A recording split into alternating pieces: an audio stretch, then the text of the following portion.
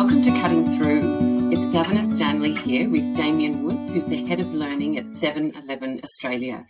Damien and I have worked together for a year or two now, and I've had the very great pleasure of having a little bit of a window inside an organisation where learning is taken so very seriously, and also in a major period of change where they're flipping from a standard business operating model, if you like, towards an agile model. And there have been some really interesting stories to tell and decisions to make along that journey. And we're here to talk about some of those today. So, hello, Damien. Hi, Davina. How are you? Really well, really well. So looking forward to this conversation. We started talking about it a bit the other day, and I thought, I wish we'd had record on and could have done it then. We got right into it.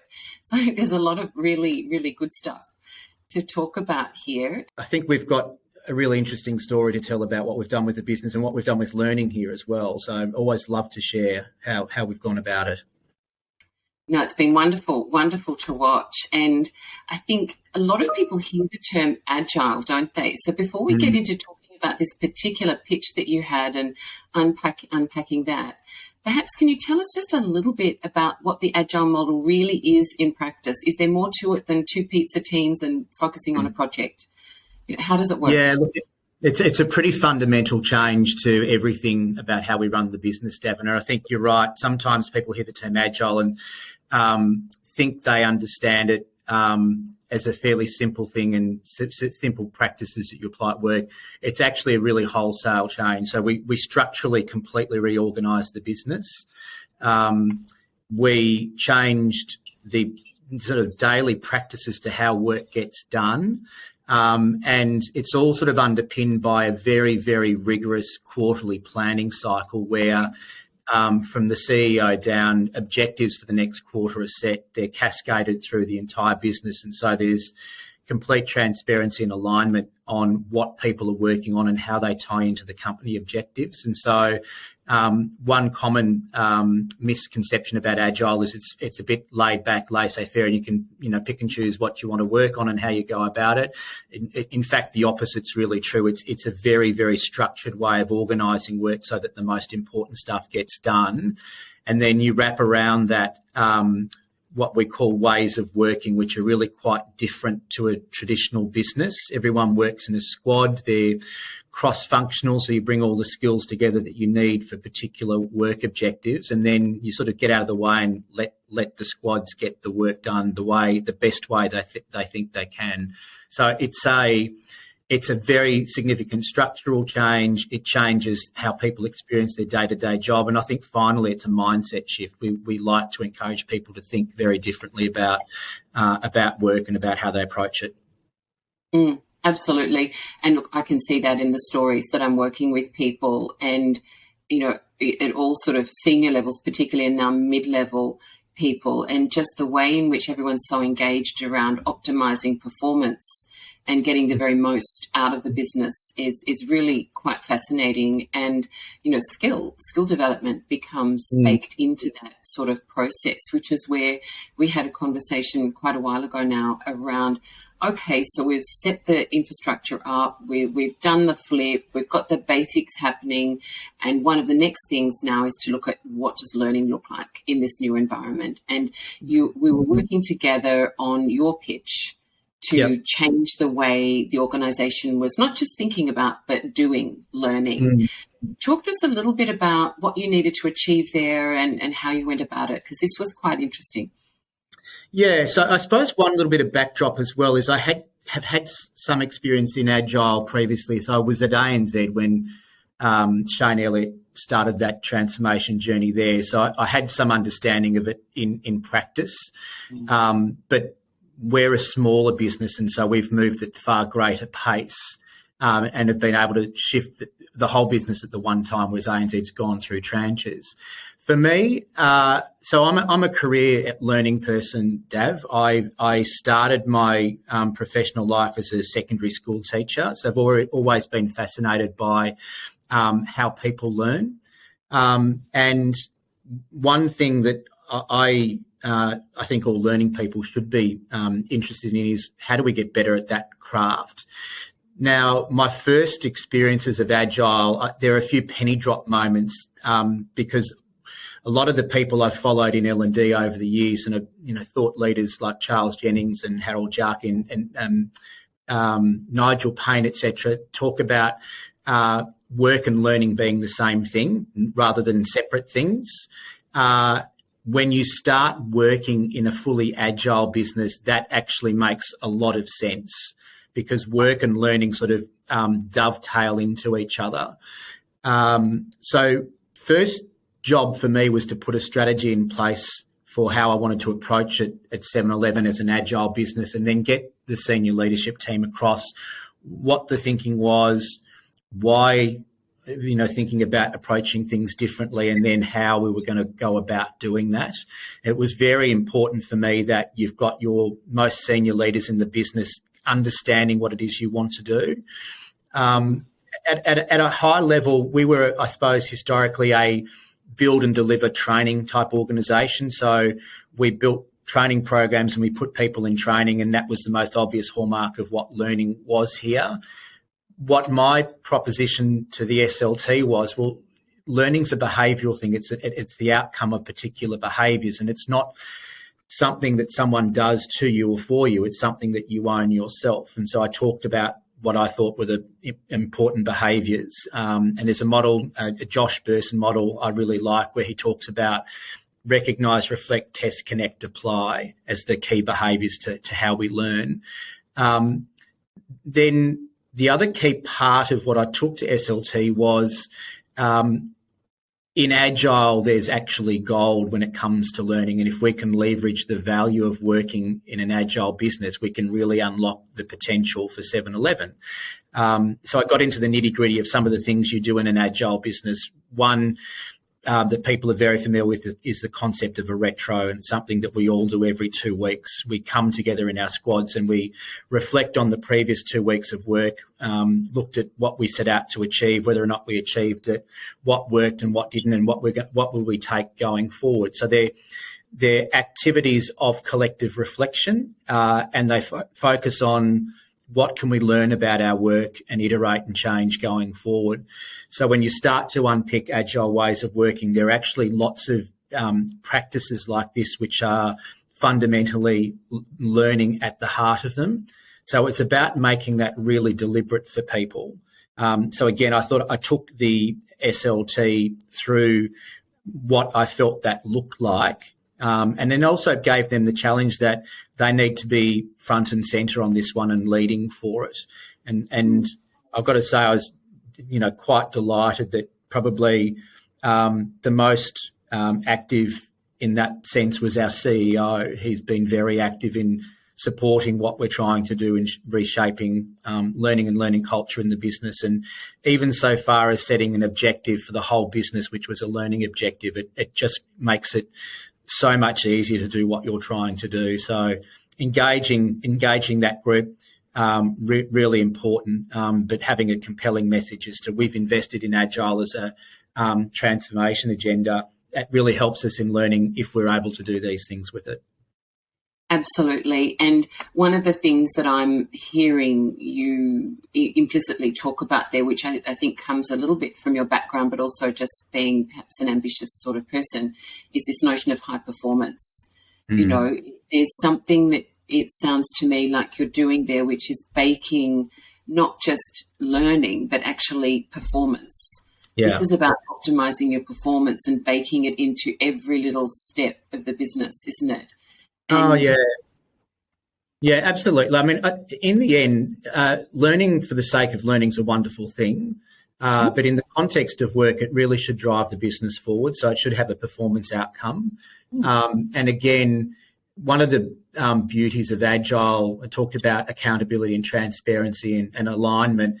We measure performance, we track performance very closely, and so when I'm partnering with the business, my value proposition is let me help you do what you do better. I might just go about in a slightly different way than other learning people might have done, but I'm here to help you perform better. And if I can't do that, then I'm really spinning my wheels. And give you really practical examples. So, from a strategy perspective, we're really leaning into the food space in our business, and food's a big part of our future. And so that gives me the mandate to work with the food experts in the business to help them be the best food people in the business. And so we're doing all sorts of really interesting stuff in that space. You start by building the right team with the right mindset and passion for what they do. And then it's all about, so how do we accelerate the value that you can create when you exercise your craft really effectively. So yeah, you're absolutely spot on, David. It's all about performance. But I think also if you do your job well, the other key benefit is it's great for people's careers, because people like to be good at what they do, and they like to see trajectory, and they like to be learning and growing all the time. And so whilst the business outcome is performance, the personal outcome is, career and motivation and engagement with what it is you're trying to do at work. And I think keeping that front of mind is also pretty important. And that becomes a virtuous cycle for the business as well, doesn't it? Because, often I hear when people are saying, oh, I'm going to change jobs, it can be because I feel like there's no development here for me. And that doesn't necessarily just relate to promotion. It can relate to that. But actually feels like, I'm not going anywhere here. I'm just marking time. And I think that old training model that you talked about, which was the old way that I see, in many, many places, is really interesting. It's like a tick and flick model for capacity building or skilling. It's like, okay, learning is a thing we've got to do, rather than learning's baked into our operational performance. There was a bit of a transformation to make at 7-Eleven there, I'm imagining, from, okay, we work out what skills are needed, we send people on workshops, tick, done, move on, to this new way of baking it into the operating rhythm of what you're doing. Was there much pushback around that from SLT? Did you get any pushback from your learning peers, from the business? Like, where have the challenges have been? What have you had to cut through? So great question. I think if I start with the guys in the learning chapter, you first of all got to sell a transformation journey and a story to that team as well, because they're your partner in crime, basically. You can't do what you need to do without an aligned group of learning professionals pulling in the same direction.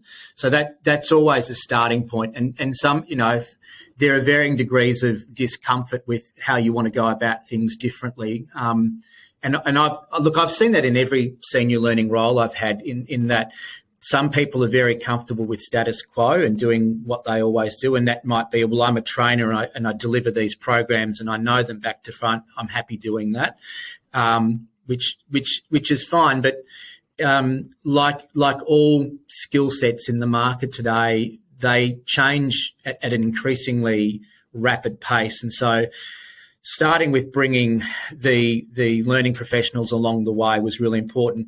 The second one is, again, it's an interesting artifact of Agile. We from a structural perspective, your home in our business is your chapter. And so it's the people who've got the same skill set as you.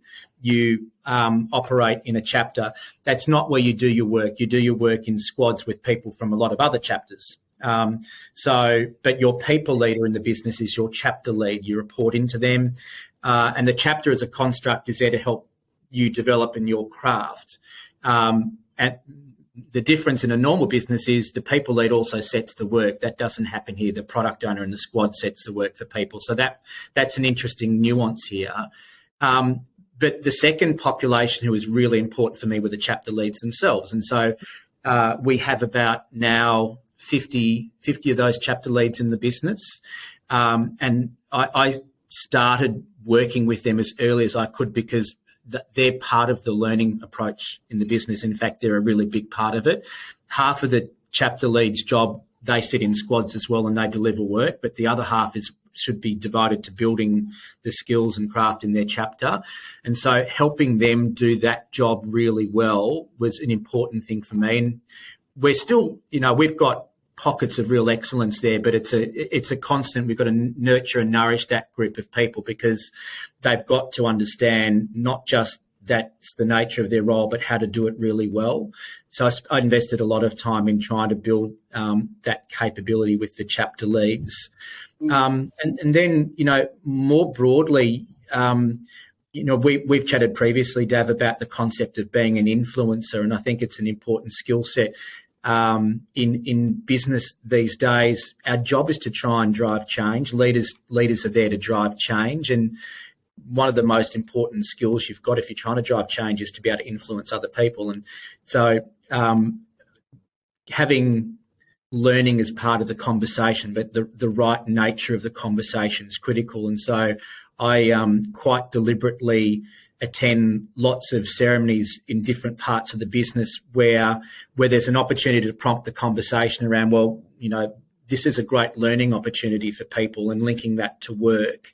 I take those opportunities frequently as possible because I'm trying to shape the conversation and the perception of what learning is, when learning happens. And I suppose also fundamentally that when it comes to learning, you've got to own that as an individual. It can't be someone else you look to own it. If you don't own your own learning, well, you're not going to get very far. And so shifting that mindset's also really, really critical. The great thing about 7-Eleven, and it's one of the reasons I love working here, is you can wrap your arms around our business in the support office. We're about 530 odd people in support office. So your ability to influence a population of that size is far greater than it is when you're working in a bank. And I've worked in banks my last couple of jobs where there's maybe 40,000 people, and it's a lot more difficult thing to do. No, absolutely. And look, I can imagine some practical ongoing challenges, though, in cutting through with the chapter leads where, they've got their time split notionally half delivering on the task for their squad, and then half focused on the chapter, which is all about, building the skills and the capability in the chapter across 7-Eleven, according to whatever their discipline is. Is it that the focus can be caught up in the day-to-day, so you end up with, let's say, an 80% on delivery just because it's urgent and it's now retail's very fast-paced, very demanding, very challenging, and then, hard to get them to actually devote the time to them? Yeah. Because it's a longer-term, slightly less tangible, slightly harder to measure sort of a thing? Yeah. No, it's a really good question. It's one of the obvious challenges and pain points as we've moved to Agile. It's that tension between delivery as a chapter lead, delivering in the squad where you sit, and then being a good chapter lead in terms of helping your chapter members grow. We're not perfect at it yet. It's still a work in progress. Part of the challenge is to get chapter leads with the right mindset, because Agile takes a traditional manager role and breaks it into three parts. There's I'm going to set the work and define and tell you what you need to do. I'm going to help you grow, and I'm going to also help you how you get your stuff done. So Agile, how you get your stuff done is the Agile coach. What it is I want you to do is the product owner, and the grow the craft bit's the chapter lead. So a traditional manager role broken into three. So to get really, really good chapter leads, you need people who really understand that and are passionate about it. And I think we're experimenting with some different approaches now. So I know that with some of our newer chapter leads, rather than put them in a squad from day one, we give them a quarter to get their feet under the desk in the role of chapter lead, and really start with the perspective, I need to understand my chapter, what we look like today, where we want to take it, the people in the chapter, what their aspirations are, how can I help support those. And once I've got a really good understanding of that, then I can step into and then delivery with my skill set. So we're playing with some different things there, but it will continue to be a work in progress, because you're right, there's a real tension, and particularly with some chapter leads being in charge of really strategically important skill sets, and so the work that they do is very, very important. Getting the balance right between using my craft to help deliver our objectives and using my craft to help build the chapter, it's a difficult balance to strike. I imagine, and it's quite a commitment to say, here's a new person who's sort of a mid-level leader, if you like, so an expensive hire, and say, okay, you're not going to be delivering on, practical projects at the moment. you're going to be focusing on the chapter development only for a quarter, 3 months. So in a retail setting, that's not a tiny amount of time. That's quite a commitment. And I imagine that was part of your proposal that you were pitching to say, hey, this is one of the many things we need to think about differently in aligning our learning model with Agile. Was that a hard sell? Was it a hard sell? Yes and no.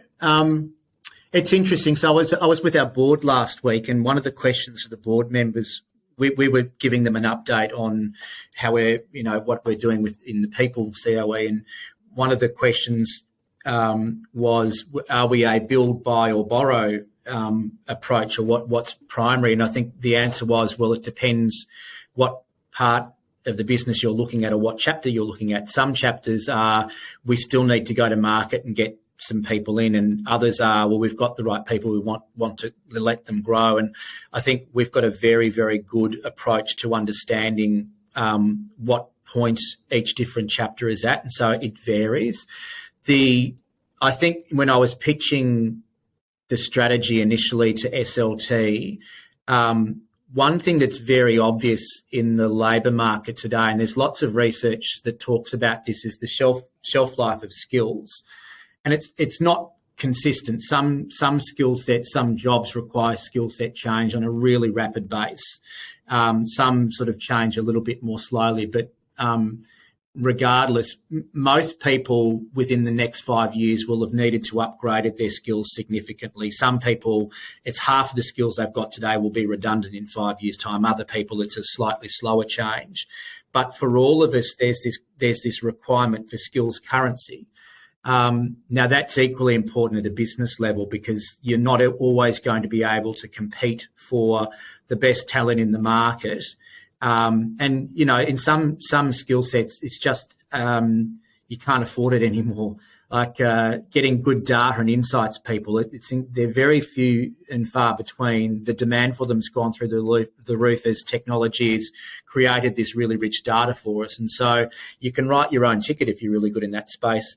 So we will try and attract and bring in some people in those skill sets, but we've got to be good at building it as well. And if we can't build it also, we can't execute on our strategy. And so when you have that type of conversation, again, I think our senior leaders got that pretty quickly. And so we have to balance our ability to attract the right people as well as develop them and give them really worthwhile work and fulfilling careers. So, yeah.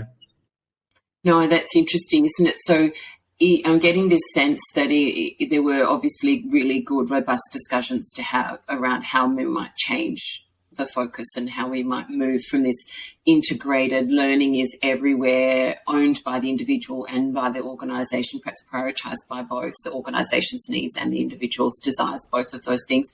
So you're sort of bringing those together, which sounds like quite an altruistic sort of a way of working from a learning standpoint. But it's baked into the business. So really focused on the performance element for the business. And how much of your pitch actually included the business case, and how much of it was sort of learning centric, and how much of it was the business case making, numbers and results and, bottom line sort of improvements? It's an interesting one. I've sort of got better at this across the course of my career, but early on, I think a mistake a learning person or an HR person in general makes, if they're talking to the business about how they can help them, they talk in their own vernacular, whereas the business aren't as interested in that. They're interested in the business and delivering business results. So if you can't connect with them and say, I get what you're trying to do and here's how I can help and here's the business impact that's going to drive, you tend not to get connection with them. So it's understand your audience, know what their drivers are and be able to land your message in a way that makes sense to them. And I think any good learning person understands that, but maybe sometimes we don't spend enough time thinking about, well, I'm talking to people who are leading our business, and so I've got to talk to them in their language, not necessarily mine, but I've got to show that I've got something of value to help the business run better, and I need to convince you of that. And if I can do that, then happy days. And I think that's often a challenge for learning people getting cut through. We're not hard-nosed or hard-edged enough in terms of understanding exactly what it is the business is trying to do and how you can help them do that. So you've got to know exactly, what's the strategy, what are the metrics the business are driving towards right now, and what is it in my wheelhouse that I can do to help you get there. So it's very important for a support function to be able to connect really clearly and logically with what the business is trying to do. Absolutely. It's a bit like being bilingual, isn't it? Yeah. Really. You've got to speak learning, but also speak business. And you've got to be able to describe what you're doing within the context of actually what you're delivering. You've got to connect the doing and the delivering very, very tightly, don't you? Yeah, absolutely. Yeah. And do you find that your learning team speaks business more, in terms of the languages of business, that speaks the business dialect, let's call it, rather than the learning dialect a bit more because you're operating in this agile environment and the learning is just so baked into the way we do things here? I think probably an honest answer is yes. And the reason for that is, so again, I go back to the structural parts of Agile. All of my learning people sit in squads around the business, so I don't direct their work. So the squad that they sit in, so I've got a learning person sitting in a squad called the Future Food Squad, and they're rolling out proof of concept stores for us at the moment around a new food offering.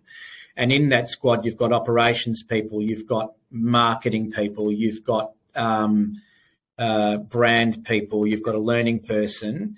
And so part of the beauty of how we work is that you're surrounded by cross-functional squads where, as in a traditional business, I probably do most of my work with other learning people. And so you get very used to talking, learning all the time. Here, our people are in teams in the business delivering hard business objectives with people with different disciplines. And so back to the idea that we learn mostly by doing our jobs, one of the beautiful benefits of Agile is sitting in a cross-functional team, you get far greater exposure to the work that other people do and understand how they do it. And so you do learn more about the business because of that. So it's I think, again, another beautiful way that Agile actually bakes learning into how people experience work. And when we were speaking the other day, sort of building on that a little bit more, and we were talking about, how the sort of pre-work you did to sort of lay the groundwork before you took your proposal to the leadership team to say, hey, here's how we need to think differently about, learning in this agile environment. And I remember you and I, you were asking me to just help you think through what the messaging was. And I was giving you some fairly pushback, I felt, because I didn't, I thought, gosh, well, why does it have to be different? How different does it have to be? And, you persuaded me quite quickly about the opportunities that were embedded in the model. I was like, oh, this is amazing. I just never thought about it, But then what I'm seeing from what you're describing there is you've got these people who are embedded around the business who can act as your advocates in also helping you lay the groundwork for this really big strategic mindset shift and practical shift in the business. Talk to us a little bit about how you engaged your chapter to help you with the pre-sale before you went to the leadership. What did you do? So we talked about the concept of influence and influencing, and that's something that I spend time with my chapter on. I argue that for each of them, it's a big part of their job. So they've got to influence the conversation. They've got to influence at the point they see a chance to do that. There's a great book by a guy called Seth Godin called Tribes, and one of the concepts in this book he talks about is the difference between a thermostat and a thermometer. So a thermometer checks the temperature and tells the temperature is this at the moment, whereas a thermostat does that, then adjusts to the right temperature. And so I see that as a principle of influence. When you see those moments in your squad to influence, step in and do it. is there a point at which to remind people what we're doing now is a really great learning for us, so that you're making it more obvious for people all the time? Things like that, I think, have enormous impact when you've got people scattered. So there are 23 learning people. So there are 23 different squads who've got a learning influencer sitting with them doing their day job. And if each of them is playing that role as influencer and take those little moments just to be the thermostat and adjust the temperature in that squad, it, help people reflect more deliberately, or just nudge the conversation, or reshape the conversation. In a business of our size, you can have massive impact in doing that.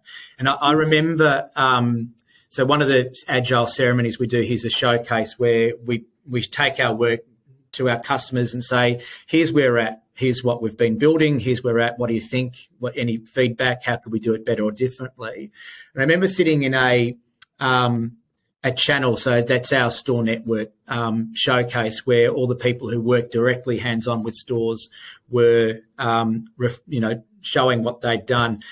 The Agile coaches, who are sort of another sort of cousin of learning, had in every one of those squads who are showcasing their work, they had to talk about their learnings. And so I sat there for 3 hours while squad after squad after squad talked about their work and learning at the same time.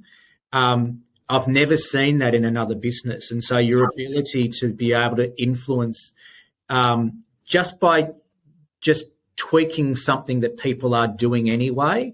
So you're not adding something on top and making something a little bit more cumbersome. You're just getting more value out of something people are already doing.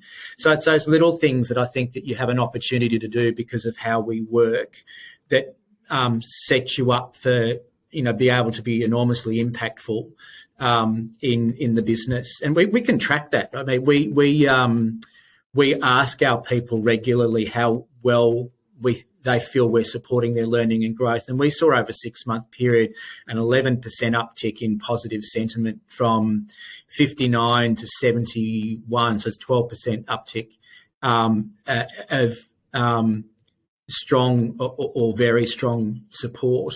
So we're able to measure that from a perception perspective. And then you want to try and couple that with objective data around performance metrics, etc. Yeah, absolutely. Fantastic.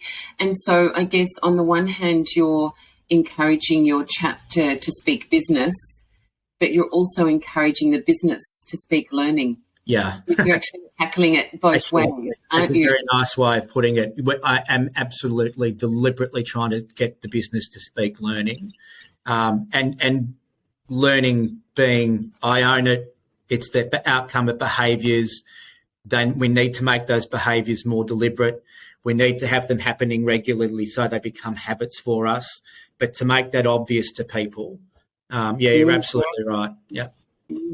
So it's a two-way thing that really is baking it in, and just sort of giggling a little on the inside too, hearing a learning person talk about a marketing entrepreneur in Seth Godin and pulling ideas out of his work. He's, somebody that I follow and really enjoy his insights. And we've also talked a bit about other sort of novel ways of influencing and using sort of entrepreneurial marketing strategies and tools. And you commented when we spoke earlier in the week about using social media as part of the way you engage internally. Which I thought was fascinating. Talk to us a little bit about that. I haven't heard any other professional in a big organisation in any other discipline talk about that. So I thought that was really, really clever. Tell me what you're doing. Well, so if we go back to the behavioural piece, that part of the way we learn is connecting to other people who have a similar passion that might be better at things than we are, or might stretch our thinking in a particular dimension of what we do. The world is our oyster these days, and it's only rapidly become so in the last little while. So I remember my father introducing me to this thing called LinkedIn years ago as a way of networking, because he was a great networker. So I dabbled my toes in, and I'm a sort of early adopter, digital native. As a learning person, I very quickly saw the incredible value of the virtual network that you can derive out of something like LinkedIn. And so, for example, sort of some of the things that I do, there was a conference in Switzerland where a European bank, the head of learning there was talking about a campaign-based approach that they'd adopted, which had worked really well. Now, there's no way I was getting across to the conference, but I found who was speaking at the conference. I connected on LinkedIn and said, look, I can't go. I'm in Australia, but I'd love to pick your brain about that. She got back in touch with me. We spent a couple of hours on the phone talking about it. And even more recently, one of the things I'm fascinated about in the digital space is the emergence of the metaverse and blockchain and how that might intersect with how people learn in the future, and had commented on something on LinkedIn, and an author had replied to that, again, who's based on the other side of the world. We connected. We had a long conversation about that. I actually got a draft of a book that she's just released, called Learning Ecosystems. It's a fascinating read. So again, just putting myself out there, trying to connect and grow my network, it just opens up so many great conversations. And I was just, before our catch up today, Damien, I was walking back with a chapter lead for food innovation who was just describing to me something extremely similar he had done, with someone who he said I held up as an idol, but I thought, damn it, I'm going to get in touch and ask them how they did this with their food proposition.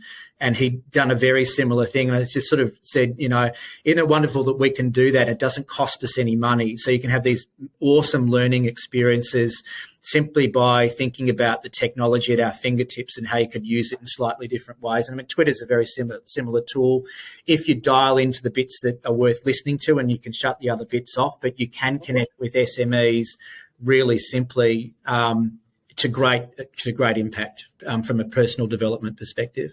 Yes, and that's the beauty of these social media channels, is that you can design. Somebody said to me it was about container, not content. I think, you can choose your own content so much more in these sorts of modes. And I assume you're also doing this sort of social media type stuff, if you like, internally to create your internal networks too around learning. Yeah, absolutely. I mean, every business these days is a digital business, and the pandemic sort of accelerated that for everybody. So we have various different channels that we use. So we're a Microsoft business, so Teams is our tool of choice for virtual collaboration, but for document sharing, real-time chatting, all that sort of stuff, a lot of that's done on Teams. And so I've got numerous channels that I'm a member of. So I've got a chapter leads channel, I've got a product owners channel, I've got a learning and growth channel. One of the behaviours that I really push the LNG people to be strong on is sharing. If you look at what's a good hallmark that your business is a learning business, it's got a strong learning culture, it's people share. They don't hoard stuff, they share it.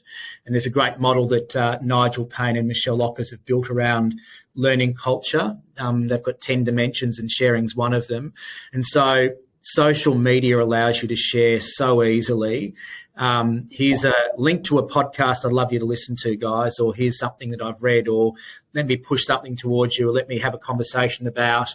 And it can be synchronous or asynchronous. The beauty of it, it's always there. You can come back to it when you've got a time that's convenient to you, because that's also really important with how we work and live these days. Convenience matters. We're a convenience retailer, but convenience in learning is important as well. It needs to be at the point that I need it, not the point when someone else tells me. And so the tech just enables convenience as well. No, absolutely it does. And there's so much good to be talked about there, I think, around just using the tools and the techniques from other areas, and perhaps sitting inside these multidisciplinary teams makes that easier for your learning people to grab onto not just, the notion of business, but also how do I connect and share and just learn, I guess, a broader way of handling development outside the traditional modes of helping people build their skills, which is fabulous. Yeah.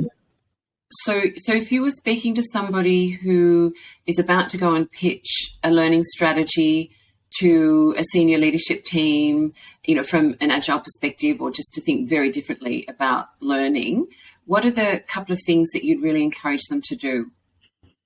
Know your audience. Understand with a fair degree of intimacy what the business is trying to do. So understand the business strategy and the metrics of success. and then be very clear in your mind with what it is that you can do to help achieve that, and be able to land that very clear linkages. And then the other bit is, I think you want to have a bit of a call to action, because you're going to need the business leaders in getting where you need to go, and so you want them bought in. So think about the sort of support that you would like from them, so that you can seek that and inspire them to understand why that's critical. I think all of those things are really, really important, but you've got to start with, I'm part of a machine that's trying to do something with this business, and my job is to enable performance. I'm very clear on how I can do that. And so let me tell you how that is. Amazing. And you said there, we might make this the last question because I know we've only got a limited time together, but know your audience. What are the things that you've done to make sure you really do get inside their heads before you go and pitch? It's an awful feeling when you go and speak to people with share an idea and you think, oh gosh, I just missed it because I didn't understand where they're coming from. How do you do that? The most obvious way is to get them individually before you go into them collectively. And so do your work, get it in front of them, and spend 15, 30 minutes checking that how you've presented your information actually resonates with them, and really listening to them if it doesn't. I think that, and I again reflect on my time with the board last week. I was able to meet socially before we went into the board, and I met with each of them individually and deliberately talked a little bit about what we were taking into them. So I had an idea of how that had connected with them and what insights or challenges that they might have. And so we had a really constructive conversation on the back of that. So my advice is to, it's like a lawyer never asking a question where you don't really know what the answer is. You want to go into those types of environments having done your background and know, okay, these are the types of questions that I'm going to get. You're supportive, you're still a little bit sceptical. I'm going to need to lean into you a little bit more, so that you've done your preparation going in there. And what are the barriers you find to actually getting that time? Because it's, you go in, you have the conversation, you've got 15 minutes with them, maybe 30 to talk about it and get that very fast inkling as to whether they like it or they don't, and really do the top thing. What if people can't get in there? What do they do? Have you had that experience? I have, but I'm tenacious and I usually get there eventually. Be very well connected with the people who manage their diaries. That really helps.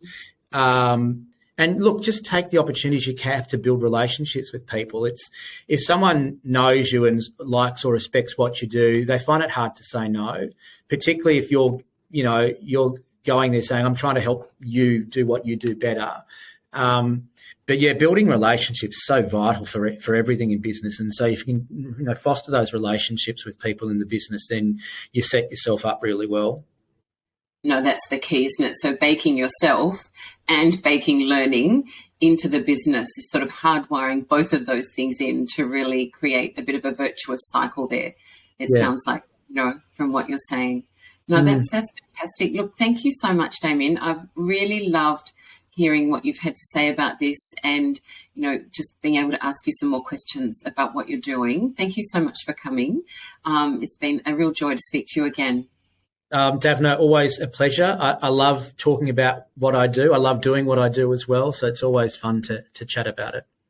Yeah, no, absolutely fantastic. And look, for those people listening, you'll be able to find some more details, including the references for the books that Damien mentioned and some other details in the show notes, which you can find at clarityfirstprogram.com/podcast. So thanks again, Damien. I look forward to talking to you again soon.